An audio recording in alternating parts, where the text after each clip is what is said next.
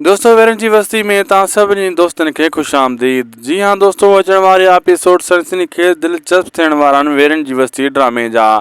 छा अचण वारे एपिसोड में तब्दीली थींदी, अचण वारे एपिसोड में आख़िर छा थींदो छा न थींदो, सॼी अपडेट्स ॾियूं था हिन 1 मिनट जे वीडियो में। हिनखे आख़िर ताईं ॾिसंदा थी सघे त शाहिद खोसो व्लॉग यूट्यूब चैनल खे लाज़मी सब्सक्राइब कंदा, लाइक कंदा, शेयर कंदा। हलूं था जी अपडेट जी तरफ़। तव्हांजो घणो टाइम कान वठंदासीं। दोस्तों मां ॿुधाईंदो हलां त वेरन जी बस्ती में शिरोद ख़ान फ़िलहाल त बचो आहे, लेकिन ईअं हर बार क़िस्मत इन जो साथ कान ॾींदी। जीअं जीअं ड्रामे जूं क़िस्तां अॻिते वधंदियूं वेंदियूं तीअं तीअं ॾिसंदो त हिन जी शिकाशा शरारत हिन जा जेका पुल पधरा सभिनी साम्हूं ज़ाहिर थींदा वेंदा। हर चकर इन जो क़िस्मत अहिड़ो ख़ासि साथ न ॾींदी। होॾो तव्हां मां तव्हां साले जेको आहे साले अॻिते हली पंहिंजे दुश्मन खां जेका पलांदुनि वठण आहिस्ता आहिस्ता क्लियर थी साम्हूं आणींदो ऐं उन खां पलांद वठण जी कोशिशि कंदो। दुश्मन अञा हुनजी दुश्मनी वधंदी वेंदी, खुटंदी कोन साले जी। जीअं जीअं हू चवंदो त हिनखे मसइले खे हल कयां त वरी ॿियो मसिलो उन जे कंध में ज़रूरु पवंदो वेंदो। अहिड़े हिसाब सां हीउ ड्रामो वेरन जी बस्ती हिकु लाजवाब ऐं ज़बरदस्त बहितरीन मोड़ ते अची चुको आहे। पहिरियों स्पेल आहे, ॿिए स्पेल में जॾहिं ड्रामो दाख़िल थींदो